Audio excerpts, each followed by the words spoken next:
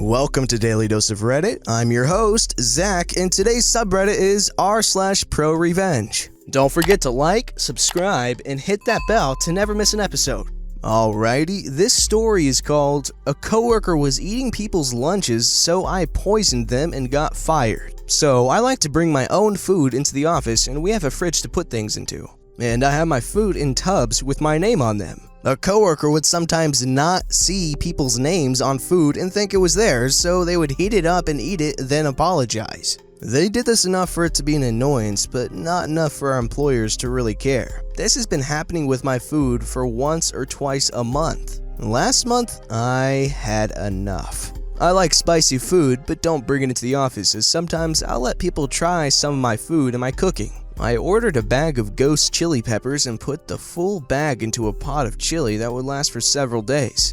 I took this into the office and had it for lunch every day. Midweek, my lunch went missing and I was waiting for the person who was stealing my lunch to get a shock when they ate my lunch. What happened in reality was someone got sent home sick and the next day they were off, as I was told they went to the doctors for stomach pains. 2 weeks went by and the coworker who was off refused to talk about it and said HR was involved, so I knew they were going to try to get me fired. I went home and ordered another bag of ghost chilies and made another batch of my chili. This time with only one chili in a single tub. I put this in the freezer, and the following Monday I was told I had an HR meeting that day. I refused and said they need to give me 24 hours to find someone to come into the meeting with me, and the next day I had my manager come into the meeting and brought in my now heated ghost chili infused chili. The long and short of it was, I was told I could be fired for trying to poison the person who was stealing my lunch. I asked if they admitted to stealing people's lunch, and they did. I then said I have a batch of the chili in question with me, and I like spicy food. My liking spicy food shouldn't stop me from having it at work since it doesn't smell when heated like fish.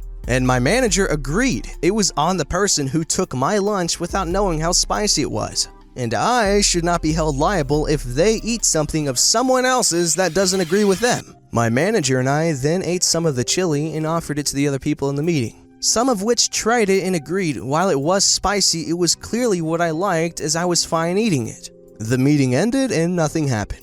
I wasn't taken into another meeting and my lunch wasn't taken anymore. But the person who had stole our lunch got a slap on the wrist and was allowed to stay at work. Lunches started going missing again, so my manager went to HR to say that lunches were going missing and he knew who was taking it, and had proof this time. And when they asked for proof, he presented the meeting record with the line highlighted where they admitted they had stolen lunch, and the line where HR had said this was not what the meeting was about. They were fired the next day for theft of property and told they would not be given a reference. Alrighty, my friends, this just goes to show, don't steal people's lunch from work because A, you might end up with the runs, B, you could get fired, or C, both could happen. Like this dude. Don't be that dude.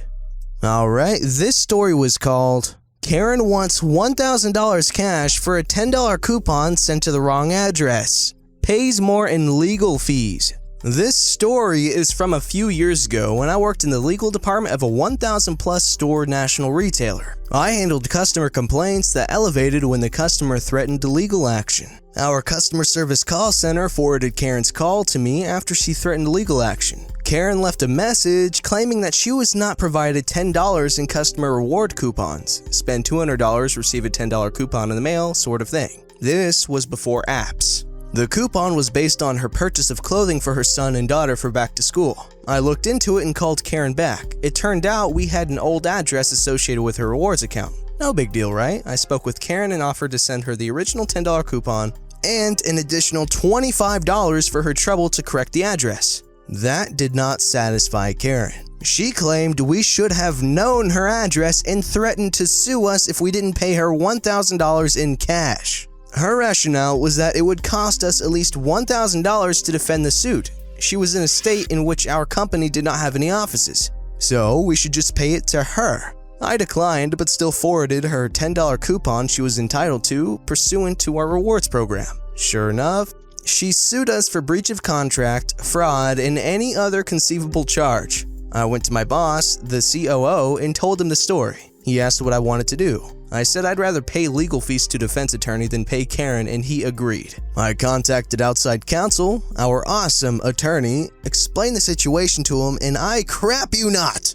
He said in a beautiful southern drawl, "I get to sue Karen? I should be paying you guys. There are a lot of lawyers in this legal community who would love to sue her, as she is reckless, unpleasant, and a total pain in the hiney to deal with. I'll gladly take your case." He agreed to defend us at a reduced rate. Part of our defense strategy was to countersue her under the state's frivolous lawsuit statute, which would move the suit from small claims court to the larger civil court. Awesome Attorney filed our answer and counterclaim. Although Karen was an attorney, she was not a defense attorney. So she had to engage her own attorney to defend against the counterclaim. After a couple of hearings, she offered to settle for no more money exchanged and the dismissal of both suits. She didn't even get the $25 coupon I offered her. I talked with Awesome Attorney about continuing our claim, but he advised it would probably be worth settling and being done with it rather than being vindictive. Although vindictive would have been fun, courts tend to not like that, so I agreed. My company ended up paying Awesome Attorney $900 in attorney's fees. Awesome Attorney later called and told us that the attorney Karen engaged charged her $1,700 to defend the suit. Although I would have liked to continue with our suit, I think her having to pay $1,700 over a $10 coupon sent to the wrong address is sufficient justice. Yes, this story is actually the work of one of the 7 deadly Karens. You know, greed. This story is called "Take My Money, Sell Me Crap, Then Be Prepared to Lose Your Business." So, a few decades back, I was involved with a group of guys with a little money and we wanted something substantial to invest in. We decided to buy a restaurant franchise. Well, everything was going along swimmingly until my partners backed out. I unfortunately was the face of the group and my signature was on the bottom line, so I got stuck with running the place. It soon became apparent that there were a lot of inconsistencies. The big number one was that the sales in the prospectus were nowhere near what was being generated. Then there were other things, customers calling for their regular order. Well, it turned out that my particular franchise had been used for the past several years to deal grass and various drugs. The former manager had made some serious coin and was not happy that I had purchased his place. Well, life is not fun when you have just sunk 6 figures and the likelihood is that you have flushed it down the toilet. However, I was not going to be trifled with. First, I called the accounting firm who signed off on the prospectus. The partner in charge was taken aback. They had never signed off. I presented myself in their offices and spent the next few hours with them and their attorneys. Their name could not be associated with something fraudulent. Next, I wanted my money back, and the chief franchisor told me that they would immediately put mine up for sale. But the market was not quite as high as it was when I bought it, less than 3 months previously. Then the jag had the audacity to demand that I paid up for my last order from the commissary. Something else to consider. I took the price list provided by the central commissary that we as franchisees were compelled to use. Buying fruits and vegetables, cheese and meat from outside the system would be accompanied by fines from the franchisor. I marched myself back to the accounting firm and asked for a bit of analysis. Turns out commissary prices were from 10 to 300% higher than market. In other words, the franchisor was not interested in food. They were interested in turning around franchises. Well, that little report found its way into the hands of 20 local franchisees. Suddenly, the central commissary was not being used. The district manager starts showing up writing fines. Turns out the district manager is the guy who was supplying the manager of my franchise. I have him on discarded VHS security tapes selling drugs. So I take the tapes to the accounting firm for secure storage, then I go to the franchisor's office. I lay it on the line that I have their district guy selling drugs in my restaurant. They laughed at me until I tell them that I am the one who supplied the report to the rest of the franchisees. Oh, and by the way, we are starting an action against you.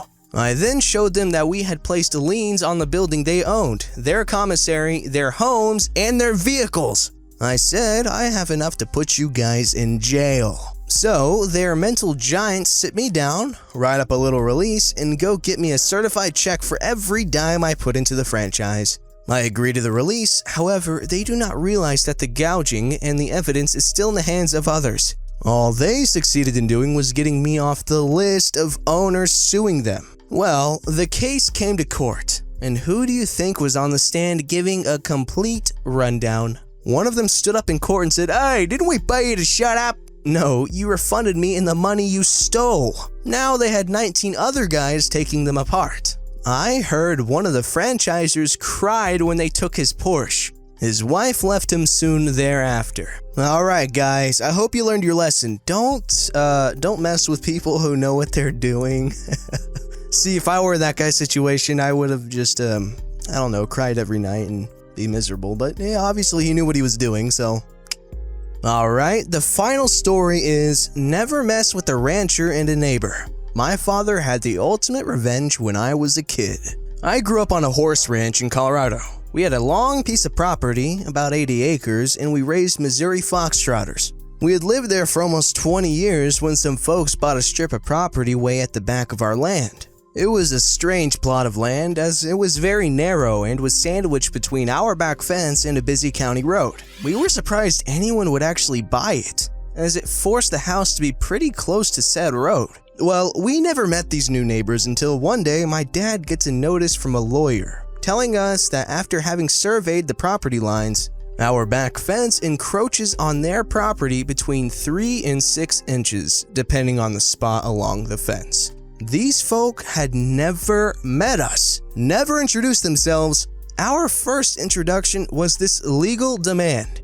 Now, my father was a salt of the earth kind of man. Very kind, but also very strong-willed. He called these folks, arranged a meetup, and tried to talk some sense into them. First, did 3 to 6 inches really matter that much? And why had they not come to us to talk it through? He even offered a number of different compromises.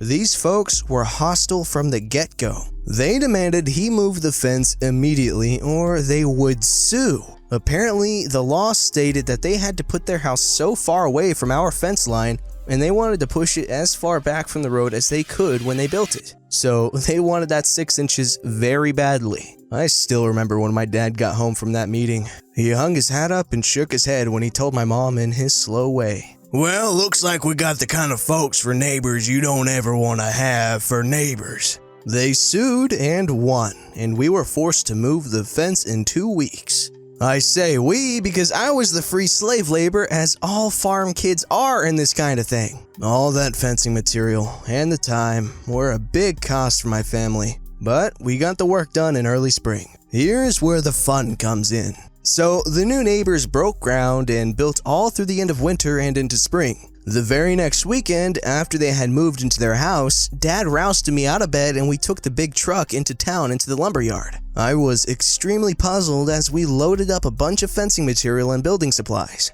We didn't have any big projects going that I knew about, and I kept asking him what it was for, but he just told me to wait and see with a devilish smile on his face. We built a pen in a small enclosure very near our back property line, directly behind the neighbor's shiny new house. The next day, one of our farm friends delivered a half-dozen pigs to their new home. Dad insisted on feeding those hogs table scraps and all the things that would go into the composter, as well as some good balanced hog feed to keep them healthy. Now, you may not know this, but the smell of pig excrement is directly related to what they eat in their pen. Table scraps make them smell bad, and I mean bad. I had to drive the four-wheeler back there every day to take care of them, and within a month, halfway there, my eyes would start watering. It smelled so bad. When we mucked out the pen with the bobcat, we also made the pile right next to the pen. I can't even imagine how bad the smell was living in that house. The neighbors, of course, freaked out, and again, without ever even trying to talk to us, went the legal route. They lost. The area was zoned as agricultural, and my dad had done his homework to make sure that he was not breaking laws or regulations. The pigs were far enough from us and our other neighbors that it didn't quite bother anyone but the people he wanted it to bother. When winter moved in, we sold the pigs to slaughter, and Dad stacked up a bunch of building supplies next to the pen and let the neighbors know we would be expanding the profitable operation in the spring when they came out to scream at him. He smiled the whole time, speaking in a slow, steady way. The new neighbors sold their house in January when the ground was frozen and the new neighbors would not smell the pen. Though as soon as the old neighbors were gone, we tore down the enclosure and spread the nasty stuff on the hayfield. And the new neighbors never had any bad smell come spring. They also were great neighbors and we are still lifelong friends. Never mess with a rancher. This one was definitely my favorite story of the day. Let me know in the comments below if you think the rancher took it far enough, and if not, what you would do to give that sweet revenge an extra oomph. Don't forget to like, subscribe, and hit that bell to never miss an episode.